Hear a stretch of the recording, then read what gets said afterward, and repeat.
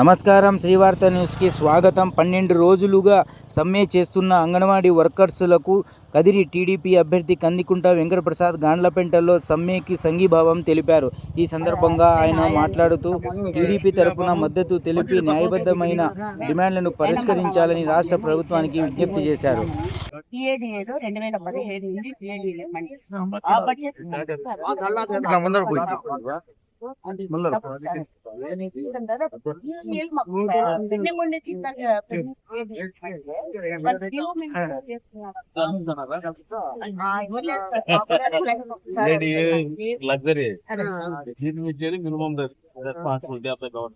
తర్వాత ఆయా ప్రమోషన్లు ఉన్నాయి.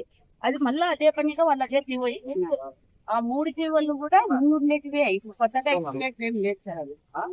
అది కానీ మాకు కనీస వేతనం చేయాలి. 12 రోజులు సార్, ఏం రాలేదు, ఇబ్బంది లేదు సార్. వాళ్ళే మా సమస్య పరిష్కారం ఏంటో చేసాం.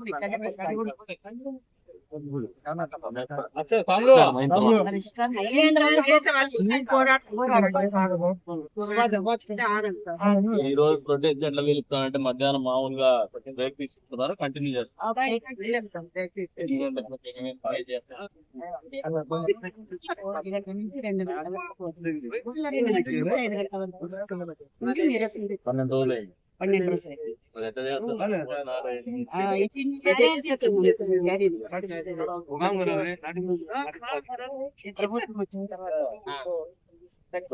కష్టపడి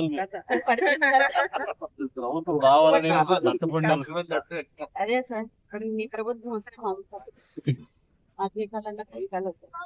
మామూలుగా ప్రజలకు ఒకసారి 5 ఏళ్లకోసారి ఎన్నికల్లో పోయేటప్పుడు నమ్మకంతోనే ఓటేస్తారు ఎవరైనా. ప్రజలైతే రాజకీయ పార్టీగా కొన్ని చెప్పుకుంటాం, అమలు చేయనప్పుడు ప్రజాస్వామ్యంలో మీకు ఉండేటువంటి ప్రాథమిక హక్కు ప్రొటెక్ట్ చేయడం.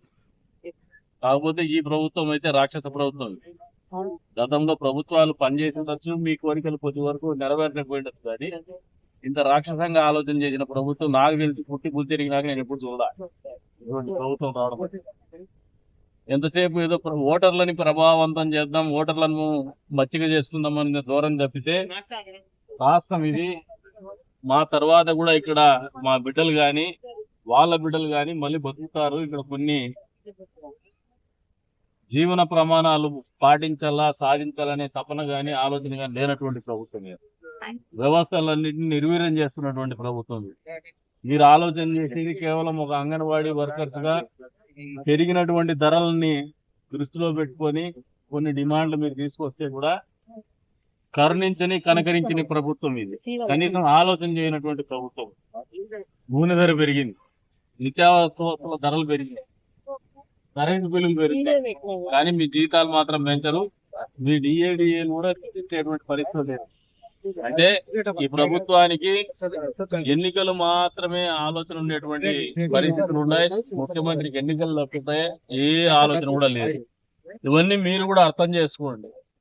మీరు కూడా భవిష్యత్తులో ఇప్పుడు పిల్లల్ని, చిన్న చిన్న పిల్లలు అందులో పేద ఇంటి పిల్లలు మీ దగ్గర వదిలిపెట్టిపోతుంటారు తల్లిదండ్రులు. అంటే మీకు ఉన్నటువంటి మనసు గాని, మీకు ఉన్నటువంటి ప్రేమతత్వం గాని ఇంకొకరికి ఉండదు. మీ ప్రొఫెషన్ రీత్యా వేరే ప్రొఫెషన్ లో ఉండే వాళ్ళ ఆలోచన, వాళ్ళ వృత్తి ధర్మం వేరే ఉంటుంది. కానీ మీ వృత్తి ధర్మం ప్రకారమైన పసిబిడ్డల్ని మీరు చూసుకునేటువంటి వాళ్ళు, పసిబిడ్డల యోగక్షేమాలు చూసుకునేటువంటి వాళ్ళు. మరి మీ మీద కనీస కనికరమైన ప్రభుత్వాలకు ఉండాల. కనికరం లేని ప్రభుత్వానికి బుద్ధి చెప్పేటువంటి పరిస్థితులు మీరు ఆలోచన చేసుకోండి. వచ్చే 2-3 నెలల్లోనే ఎలక్షన్స్ వస్తాయి, మార్చి ఏప్రిల్. అంతవరకు మీ హక్కుల కోసం మీరు పోరాడేటువంటి క్రమంలో మీరు చేస్తున్నటువంటి పోరాటం సత్ఫలితాలు ఇవ్వాలని చెప్పేసి తెలుగుదేశం పార్టీగా మనస్ఫూర్తిగా మీ అందరినీ కూడా ఆ ప్రవర్తనగా ప్రార్థిస్తున్నాను. అంతేకాదు ఈ ప్రభుత్వం కూడా బుద్ధి తెచ్చుకొని కళ్ళు తెరిచి మీ హక్కుల కోసం మీరు చేస్తున్నటువంటి పోరాటాలను ఆలోచన చేసి ఆ సమస్యలు పరిష్కారం చేయాలని చెప్పేసి కూడా ఈ ప్రభుత్వాన్ని డిమాండ్ చేస్తున్నాం. మీకు సంఘీభావం కూడా తెలుపుతున్నాం ప్రతిపక్ష పార్టీగా. అంతేకాదు భవిష్యత్తులో కూడా ఏవైతే ఈ రోజు మీరు పోరాటం చేస్తున్నారో వీరి మీద రోడ్డు మీదకి వచ్చేసి పసిబిడ్డల ఆలనా పాలన చూడాల్సినటువంటి మీరు అవన్నీ కూడా కాకుండా మీ బిడ్డల ఆలనా పాలన కూడా చూసుకోకుండా చెట్ల కింద కూర్చొని నిరసన వ్యక్తం చేస్తా ఉన్నారు. నిజంగా ప్రభుత్వాలు కళ్ళు తెరుచుకోవాల్సినటువంటి పరిస్థితులు ఉన్నాయి. కానీ కళ్ళుని కూడా చూడలేనటువంటి ఈ ప్రభుత్వం యొక్క దుశ్చర్యల్ని మేము కూడా తీవ్రంగా ఖండిస్తున్నాం. మీకు కనీసంగా ఏదైతే మీ డిమాండ్లు ఉన్నాయో, పెరిగినటువంటి జీవన ప్రమాణాలు పెరిగినాయి, కాస్ట్ ఆఫ్ లివింగ్ పెరిగినటువంటి పరిస్థితుల్లో ఖచ్చితంగా మీ డిమాండ్ సహేతుకమని మనస్ఫూర్తిగా ఒక సాటి మనిషిగా నేను అంగీకరిస్తున్నాను. ఈ ప్రభుత్వం కూడా ఆలోచన దిశగా పోవాలని చెప్పేసి అడుగులేయాలా, ఖచ్చితంగా మీరు అడుగుతున్నటువంటి డిమాండ్లను నెరవేర్చాలని చెప్పేసి కూడా తెలుగుదేశం పార్టీ తరఫున డిమాండ్ చేస్తున్నాము.